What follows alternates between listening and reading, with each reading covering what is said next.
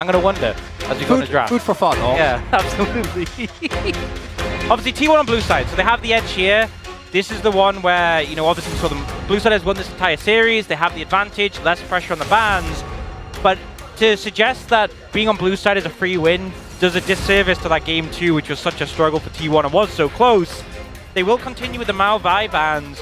They banned Jax here on 3 to try and free up some pressure for Zeus. But the thing is, now it's an opportunity for HLE to adapt if they really want to. And they will ban the Lilia again. Presumably Rumble's going to be the third ban, so it might just be a repeat of the bans from game 2.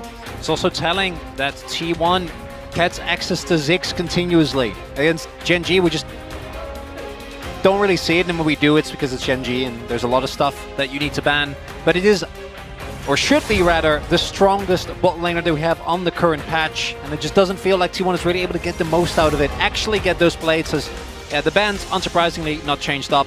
And if T1 are following their draft priority up until this point, it's going to be Ziggs, and it's going to be Smolder on the opposing end. What, you think they're going to pick Smolder? You think they're going to play Smolder again after these 3 games? Zeke's been popular. Oh, they're even going to give a Viper Jhin. That is a change. Last time they picked the Sedge, but Viper's been having such a great series on this pick, and they're confident with this. This is going to be somewhat reminiscent of that game 2 with the Nidalee Tristana coming in again. So we already ran it kind of back, and then we're just doing that again. We're just it's a different order. Yeah, different order, and obviously I do expect there to be changes towards the second half of the draft, but so far a lot of similarities again. And on blue side, I think you can get away with a lot more, but Oner, I do think, we were talking about it in the break as well, that even though his response wasn't great, a lot of that was a kind of a snowball effect from Keria not being able to execute the early laning phase well.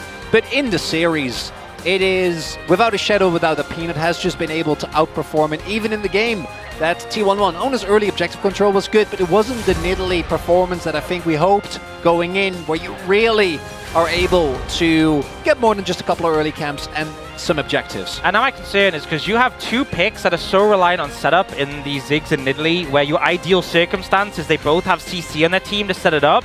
Camille's gone though. You know, the last time they played this composition, Zeus was on that, and he had fantastic setup for them when he was able to execute. That's not there anymore. They can also maybe threaten some of the support picks for Keria. And, you know, if they want to get rid of the Leona, they can definitely do that now. They get rid of the Alistar, but still, targeting those support picks, trying to limit the setup available to T1. And actually, with it being a Alistar ban, Alistar one of the better picks in a Leona, it could just be a Leona on 4 for Hot Life to deny that from T1 as well. And, you know, I'm not sure what Zeus specifically is going to play here, but they need setup, ideally from both top and support, to facilitate the rest of their composition. A lot is taken away as well, and Doran most likely on a R5 counterpick with a Sejuani. And the Cassante being banned away doesn't make me very excited, right? I would have much rather seen something on the counterpick territory. You can even go for the Cassante yourself. T1 obviously likes to play a lot more aggressive. We've seen what they've done in the series thus far. The Camille, the Zeri in last game. Leona, I think, is the no-brainer here, but they are going to maybe save the counterpick for Delight, as there's a lot of flex that can happen with the this. Flex top support pick. Yeah, we don't really know where it's going. Yeah, like, not fully giving away information here. We've seen the Poppy support come out. It's probably support. Value. Most likely. Yeah. But also, like, it could be a situation where you're expecting Leona to come out the other side. You have the W to block the Leona. You have the ult to disengage, and they'll go for the Corki top. I don't like this, because now your only setup is this Leona, and there's a Poppy and a Sejuani to run interrupt. It's going to be counterpick into this, and the setup just isn't there. So T1 are kind of hoping that Life Esports just stand there and let them poke them. It's consistent with the T1 game plan, which is try to win lane and then win Nasus. but the Nasus shouldn't really come as a surprise. And I, again, want to reiterate, the one game that T1 won was off of the back of an absolute hero play. That game could have very well gone to Hanwha. So T1 gonna try it here again, but you gotta imagine Hanwha. Look at this. They have Poppy into a bunch of champions with dashes. They have a limited amount of front line. Nasus is gonna be very hard to get through in the mid game. and they're still Smolder Jin. Yeah, I think it's rough. I think, honestly, if T1 don't get early momentum in this game, it's going to feel really hard. The Nidalee will feel useless. They need to be able to set up plays on the back of this Leona. I also think bot lane is going to be so important. If bot lane falls behind and your Leona is weak, she is the person who has to be on the front line in every situation. She is the only setup. And if things go wrong, you're just going to get blown up by the enemy team. Like, how, as a Leona, are you going to go into melee range of Poppy, Sejuani, and Nasus? If you're behind, they'll just one-shot you. I love that. That's amazing. Is that Poppy? That was Poppy with the peanut emote right next to it. Yeah. What a banger. Well, the 3-1 expected here by the Hamalife Esports fans. See you tomorrow and in Europe. If you guys missed it, whoever wins this series goes to Worlds.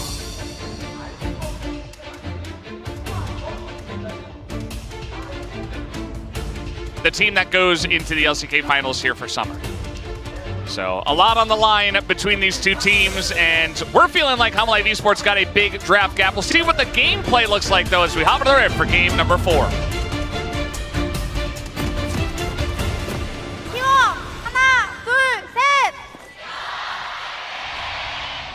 하나 생명! 하나, 둘, 셋!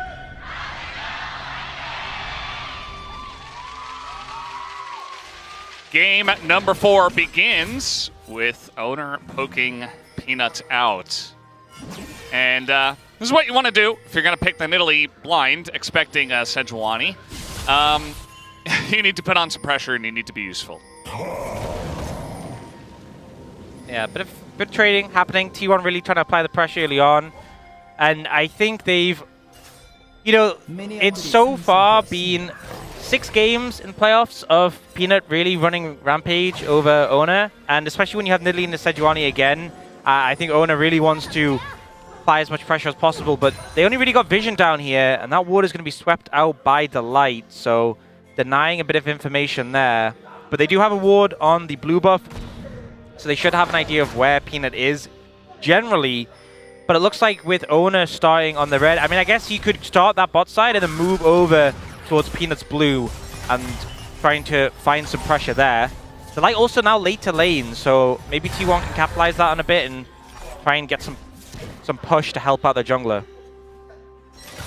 We'll have to see. Oner is starting on the bottom half of the map. And this is, again, something we're always going to look to when you're picking Nidalee. You already highlighted it, Ox.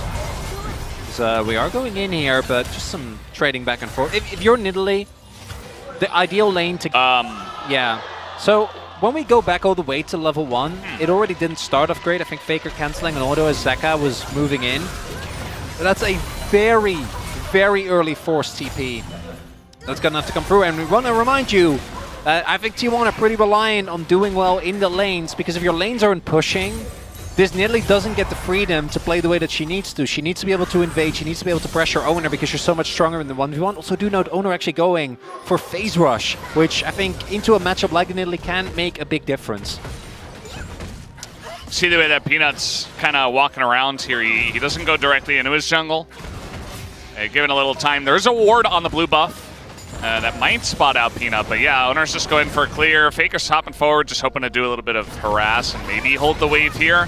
Zeka's like, well, okay, I will get some stacks, and I have TP and you don't, so I'm just going to take my stacks back and then TP back to lane. It's actually so good for Zeka because he was low on mana, he wanted to recall anyway, and now he ends up getting a situation where he gets a reset and can TP. Faker was thinking of TPing with the wave frozen there, but he knows that Zeka's just going to come in and shove it in, so he's kind of trapped in a rough situation. Lane hasn't really been going stellar for Faker so far in this game, and this is one of the things with the champion like Smolder is sometimes you get these really strong scaling picks, and it's not just the fact that obviously Smolder's really strong late game, because he always has been, even when he wasn't showing up, but it's also like the power he has early as well. His early trades, his wave clear, is why he's so formidable, because you can't just stomp him into the ground. You know, we see picks like Kassadin for a good reason, but Smolder just still has a strong laning phase and is a monster late game. Yeah, especially when you're going Grasp and you're also getting Grasp stacks. And meanwhile, Delight's here, he just flashes in, it's a free kill on a Faker, and now he's able to deny the entry from Oner. First blood will go over to Delight, which is the only good thing for T1, but Hamalife Esports are eating good here in this early game. And I'm pretty sure that they knew this as well. It felt like they were trying to set up a bait with Oner getting the heal off, but that was never going to be enough, right? The Ignite comes through, the heal very much mitigated, and this is a disastrous early start here. Only upside is that the kill goes to the light. Ideally, you'd want to have wanted it on Zeka, but I think that alone not going to be the difference maker. Peanut, if Oner can lend the spear, could be something. Oh. Well, it seemed like he had a inkling. He was watching his character, you know. Yeah. Very focused there. So he's down flash, but he doesn't take a bad trade. He upgrades to Hex Flash. Exactly. But because he's healthy still, and because he has the light coming, it means even though Oner's still there, he feels comfortable taking the camp. Oh. Just a little bit too late. Yeah. Last 0.5 second of the recall doesn't get cancelled, but once again, seen Delight be very active on the map, and we've seen a lot of this Jhin Ziggs this series, and it feels like it just gives Delight so much freedom. On the roots! Going to be rooted down. He's at least able to hop away, but I'm not sure he's getting away from this one. It looks like HLE Esports do not want to overchase. But again, you're a Tristana in mid, already losing lane, and you still don't have TP. And look at this. The wave is man. The wave is pushing away from you. You don't have teleport. Your backscanning cancelled.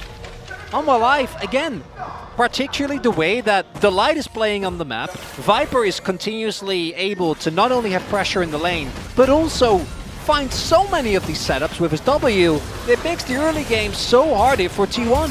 I think the consistent theme between last game and this one is that if you make any mistake against HLE Esports, they will punish it so heavily. You know, Faker obviously took a bad early trade against Zeka, and now the whole team is making his life hell because he burnt TP early. And in the previous game, it was Keria taking the bad trade, which meant Peanut was able to challenge Oner and just crush him in here. I think Faker, if you're going to go for this bait, you have to flash the headbutt stun. And obviously, you know, maybe he wanted to wait for Delight to get closer, but Delight is so decisive with the play, and Faker's just too slow. And that really sets up this entire early game for HLE Esports. We haven't looked too much at the top lane. Looks like Zeus is doing pretty well early on into the Nasus, which, I mean, it's Corki into melee, and the Wither can only do so much early on. He's just farming away his Doran. So that top lane not really having a big effect just yet, but maybe Zeus can get something going on the top side for T1, because that's really the one lane where things are going well for them. The bottom side is pretty even at this point, although I would say that Viper's had a bigger effect on the map and on bullying Faker in mid. I was doing a little stack check. Doran at 60, Zeka at I think 50-something. So Delight is in the area. T1 have already taken the grubs. We'll see if Oner can actually find an angle for this invade. You know, Keria, he always is in the area. I think we could just default to that being the standard state of the game. It's always there. It's not support Poppy, it's River Poppy. You know, inspired by the old River Shen, but he's just... I can't remember the last time I saw him bot lane, honestly. Yeah, no, this really is some... This is specifically the handshake as well of Jhin and Ziggs is like giving me dumb on 2020 flashbacks, right? When Barrel was just always off on the map, doing his own thing. T1, Keria hasn't been able to have the same impact that the Light has. Very similar to the impact that Peanut has had on average over the course of this series compared to Oner. Yeah, it's very true. And I think HLE Esports, you know, they get these little wins early on, and they're just going to run with it. They're not going to overforce. Light will continue to put on pressure, but it really forces T1 into an awkward spot where it's very difficult to make proactive plays when you don't really have a lot of control on the map, and Delight is everywhere. And like, if you try to make a play, Delight's there. And so you don't really have a lot of freedom to do much.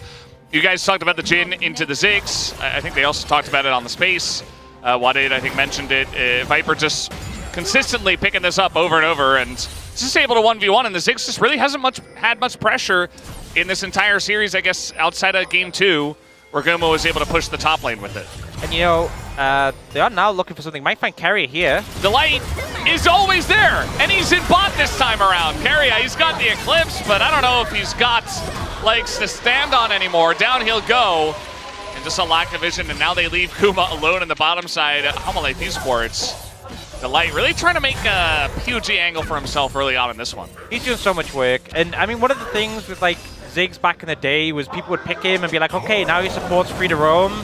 But when Viper just has more pressure in the matchup and Delight is getting more impact out of the roams, it's like you're not getting the value. And as you've heard me say many times before, if you're playing Ziggs, you should be getting plates. They're not getting plates. They got a Triss, they got a Nidalee.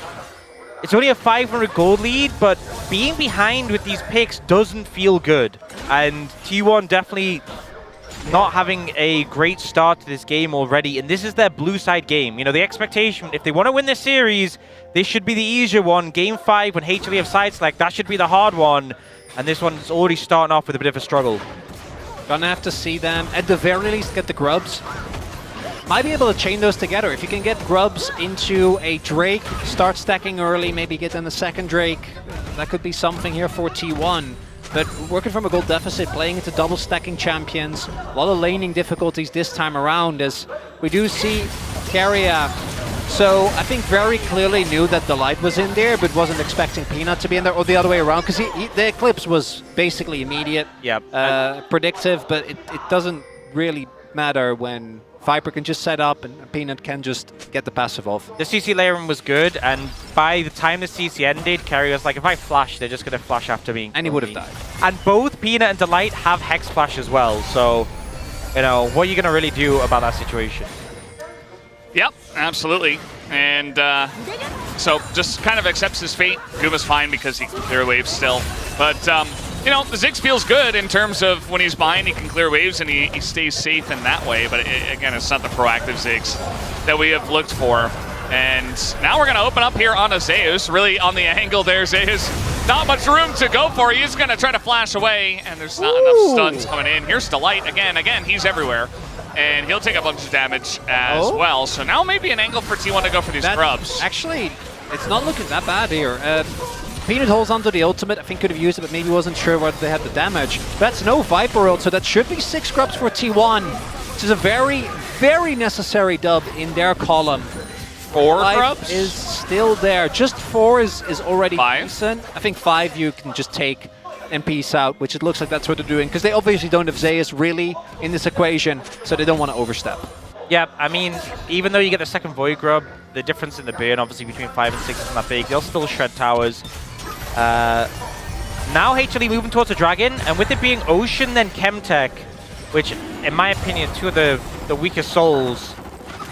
Viper in a very awkward spot in the top lane. That's a big one to the face, and Viper just walks it off, but at the same time, I mean, he's top. Now, the TP was used by Zeus, so he can't really get to this fight either. Zeka just walks that one off. Yeah, Keria trying to find an angle to Zeka, but I think it's big that T1 try and contest this Dragon, because if you give 2 over to HLE and it's a strong soul, you're a mistake away from being in a really uncomfortable position given over soul points. So Oner is trying to set up on this now. HLE are hovering around.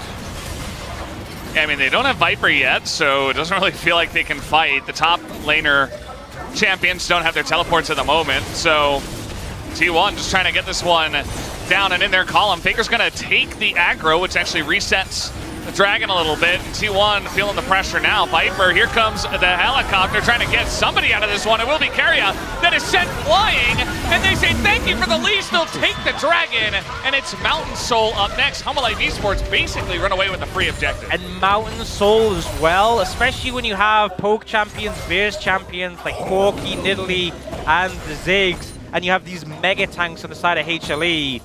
They get Mountain Soul, the game's cooked. Hey, on the flip side, I know we have, and I'm just going to ignore the smolder for this, but, you know, Jin's going to struggle into Devil's advocate. I need to do something, man. I think that right now, it does feel like the situation for T1, obviously, not looking too hot.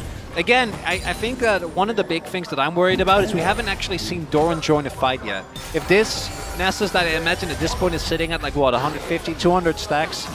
All right, trying to get on top of the Poppy. That's pretty brave, but they have enough damage with the Nidalee just to follow up. But Delight is holding, waiting. He's still got his flash, and he really wants to use it. He is, and then he just dies anyway. I really liked how he was holding it and not using it, and then he used it. Kept holding it. And then I really didn't like that part. Okay, nice dodge from Zeus, but he doesn't have his flash, and yeah, he's pretty dead. 1 Q will get the job done, so Humble Life Esports at least are able to trade it back. Okay, Delight, we got to give you some flack for that one, because that was Questionable. That was definitely questionable.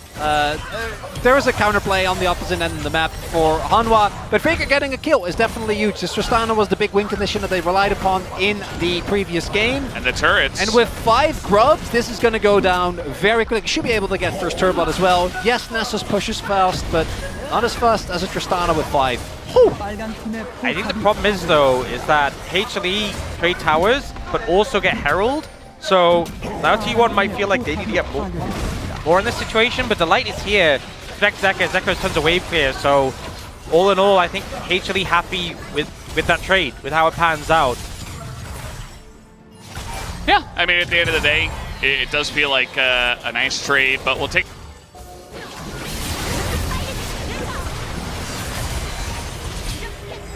Because Keria, like, RE's out of vision, but the flash, definitely questionable at the end. But here, it's so funny because Zeus obviously dodges Zilt, which is great, but the amount of tower hits that a Sejuani Nasus can tank with Locket as well, they could be under that tower for like, 20 seconds and keep going. I thought you were going to say 20 minutes. I would also agree with that. Yeah, probably valid. Yeah, it's a little bit of juggling, but they'll be fine. Do see T1 still making moves on the map. Not feeling like the third game, which was, again, just a complete and utter blowout. But there's still a lot of the things that we've seen of Hanwha. Has Zeka just happily stacking. Doran also picked up a kill. For T1, again, these dragons, I think, you can't afford to give a single one up. If you ever get a soul point threat, it's going to be really hard to play out. You need to be sure about your engages, and this is where I think the Poppy really plays a big part. Because if you mess up an engage, like between Wither, Flap, the ultimate from Viper, you're just never getting out. Your first call needs to be the right one. 260 stacks now for Doran, so inside is going to be a menace. There's that Herald you were talking about, Ox. Yeah, won't be able to get the tower, but just put some pressure down. I'm not sure about this. I feel like mid would have been better, but maybe they just thought they wouldn't find a window there. Now they are looking for Doran. Yeah, he's kind of getting baited into this one, and Faker just going to hop away. Doran now flashes into the T1 jungle. Zeke's even trying to get on in there. Doran 1 Q away and nearly takes off Zeus' head. As, yeah, he will go down to the explosive shot, but that got a little bit spicy. But, Zeus was just top lane, where the Herald went. So he TPs for the kill, but they give up the tier 2 and give the gold to Smolder. So, and also, it's over a minute till Dragon. Doran's going to be alive. I understand you want to do something proactive, but that was just a negative play for T1. Yeah, and also Zeus TP'd and Doran didn't, so Doran can just TP back in. As we take another look here, obviously, if you're Doran, you're gonna take this if you think you're in an isolated situation, because your Nasus into an 80 carry. But you also look at the minimap, and like Sejuani and Smolder backed away, and they see the TP, and they're like, okay, well, I guess you can see the ult come out with the Smolder, like, well, I know what I'm doing. And Doran nearly getting the kill, and then trading flashes means that there's not even like a flash advantage gained from this. So yeah, I think HLE very happy with that trade. And now 10 seconds until that Dragon, the all-important soul point. It is control in favor of T1, but they really want to make sure that HLE can't get close. Remember, the Poppy is such a spanner when it comes to setting up these Dragons, on the fact you can just knock someone, particularly the jungler, away. Gonna have to land a lot of poke. T1, this is a must-get for them. If Almalife gets soul point of a mountain soul into this poke composition, they're gonna be in deep trouble. Well, both the teams are going to fight for it. Doran's taking the long way around. He doesn't have his flash anymore, but here comes the Delight. Oh, it's not going to hit anything, as it's like he was going to be pushed away from that one. So the Drake does go over to their side. There's the clear from the Ziggs, and all of a sudden, T1 get the Drake. They don't lose a turret, and nothing else much happens. Feels pretty good for T1. Yeah, really well played. Good poke landed. They had the setup first. They didn't get hit by the Poppy ult. Guma was ready with the interrupt, but was out of range. And is that a satchable tower? Oh, it might just be. Yeah, we're going to see another ult try to clear the wave, but yeah, that is a satchable tower. Down it goes! And Guma is able to take it down. And you know what else?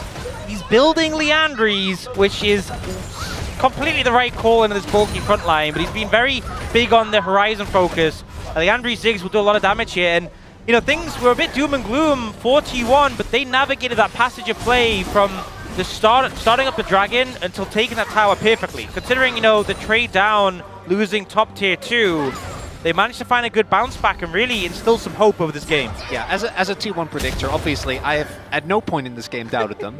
So I feel like this is all going according to plan, guys. I don't know what you're talking about. Imagine how tanky Leona's going to be with 4 Mountain Dragons.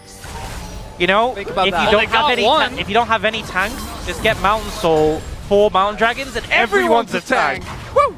When everyone's a tank, nobody Okay, is. no, Ox, we had the thing. Didn't need to take it further. Well, now that we got that out of the way, I do think, you know, T1 had the 1 Drake, and we'll see if they'll get any more. I'm not so sure. I mean, it was a nice setup on that first one, but it certainly feels like a close game, and I think that Hamalife will try to fight harder over the next ones. And the turn's going to go down here probably, but it looks like Faker's looking to trade in top side with Gonna take TP another as wave. well. They might look for an inner if Hamalife overstay towards bot side. They get it. They understand. But yeah, I just think this is why Ziggs is so good in these cross maps, because he's so good at taking They're towers. beginning to believe. We're watching them learn things in real time, guys! They're doing it! But yeah, so they deny the push on the bot side, slow it down. I don't think they're going to be able to pressure more on the top side, but they're doing a good job of just pushing the pace of the game. Now, there is a smolder still in this game. Zeka, this time around, hasn't really been the main character the way that he was in some of the previous games, but is sitting at about 170 right now. Should be able to get towards that. And this is obviously the luxury that Hamalife bought them as well. They do not need to care about this next dragon. They can play either towards Baron if T1, you know, overcommit towards the objective. They can go for mid push. They can try and get the bot side inner. So there's a lot of objectives for them that they can choose to go towards. Whereas T1, I think, are still prized into getting these objectives. Faker in a side lane, though, I do think is a big problem, because we haven't talked about Doran as much. Is still sitting at almost 400 stacks, and I think should be fine against the Tristana, but once he finishes Mortal Reminder, I actually think it's going to be hard for Doran, because he hasn't really been put in a position in this game where, you know, sometimes we see the Nessus get a bunch of kills, get a lot of turret gold. This time around, not so much. I mean, even though he's an infinite stacking champion, this champion always feels strongest in the mid game when he's too durable. It'll get to the point where he's going to get shredded, and also, it's really hard for him to stay on targets. Like, if he withers anyone, apart from Keria, which you don't really want to be withering Keria, but they can just create space quite easily. You have the Buster Shot, you have the Satchel, and as a result, it's going to be hard for him to stick onto targets unless he's got a flank, and you will just get shredded. We get some big item spikes coming in here as well. The Andrews was finished for Guma. Zeus has his Manamune completed. So T1 definitely feeling like they have some spikes to play around. Oner is setting up around the Baron, but we have a minute until that next Mountain Dragon. And thank you for highlighting there was 420 stacks for the Nasus.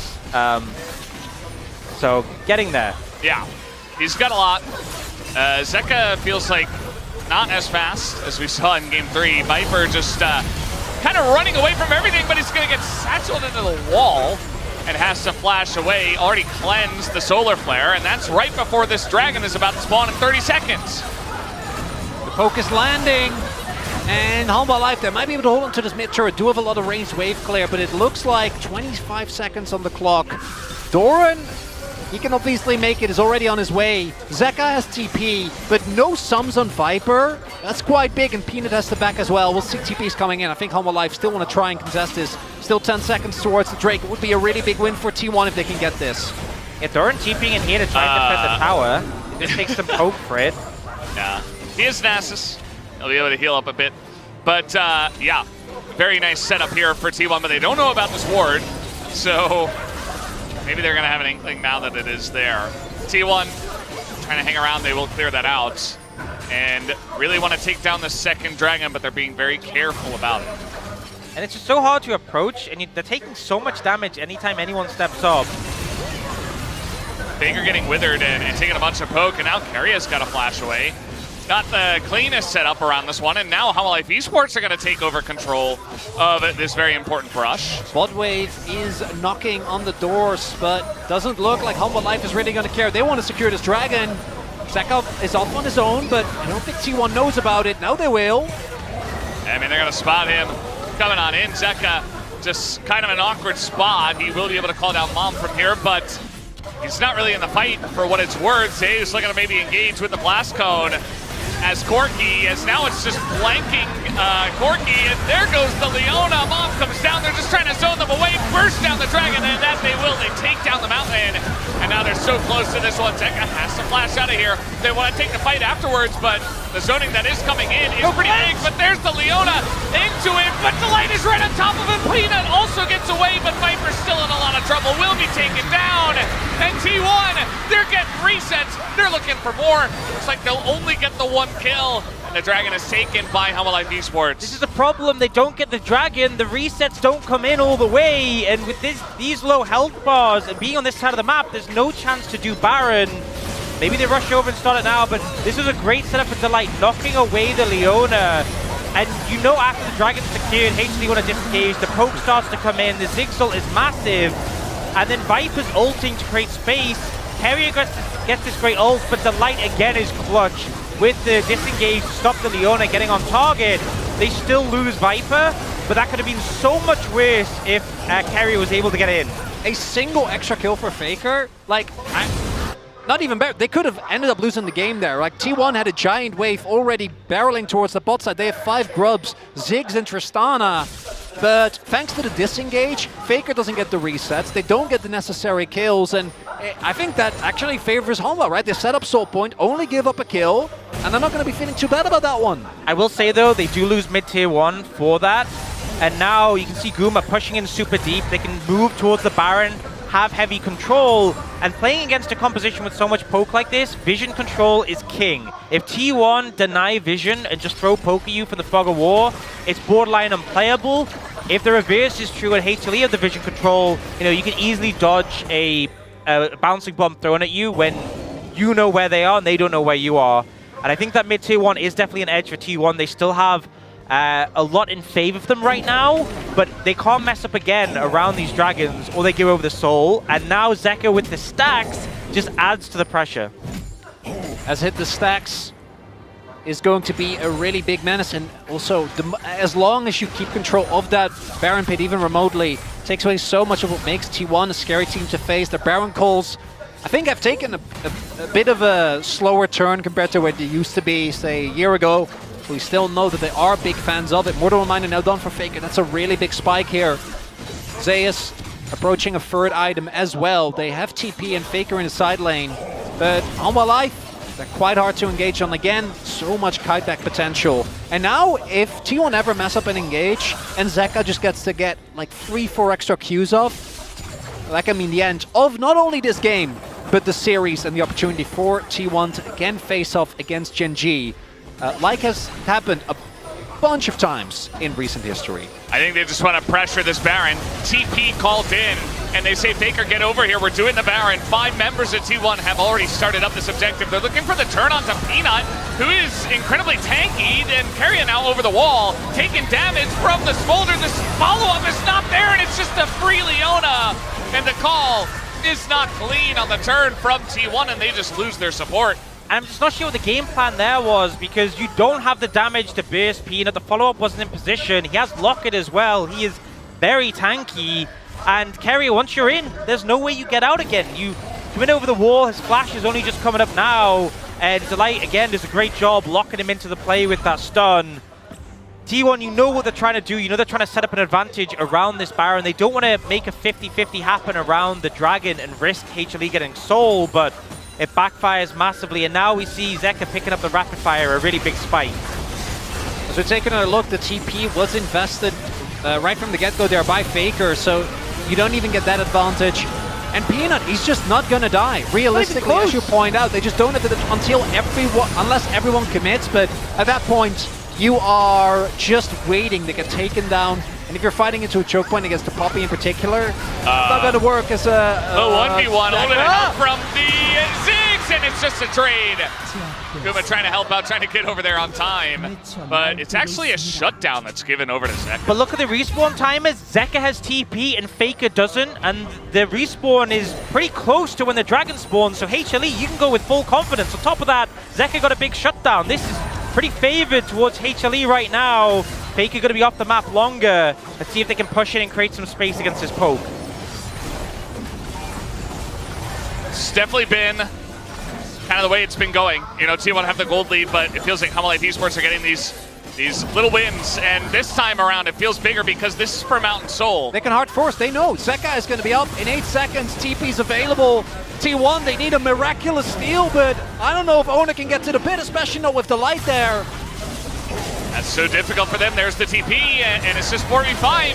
What do you do except run away as Keria? Oner thinking about getting in there, but it's not going to happen. He throws the spear, runs away. That's Mountain Soul given over to HLE Esports 29 minutes into the game. And once again, T1 try and make a proactive play. Looks like a decent idea, but the backfire hurts them so much. The light going effective. Oh, okay. No. It's about sending a message. I was concerned for both of them. He's tanky now, right? Mountain Soul, and the thing is, if that means an extra Nidalee Q, an extra Ziggs Q, just to burst through the shield is so hard, they're starting the Baron. Oh, a lot of ults are down here for HLE. I don't know if that's enough, but T1 is going to try. They're going to send it. We'll see if it works out for them. Peanut is in the pit. The Solar Flare doesn't hit anything, and it goes to Peanut. The steal comes in, and T1 might just get wiped here. They've got Doran in the front line for Hanwha. He's going to flash the wall. Down will go Faker in the execution. And even potential for the Penta. It's not going to happen, but HLE Esports with this team fight win, take a massive lead in this game.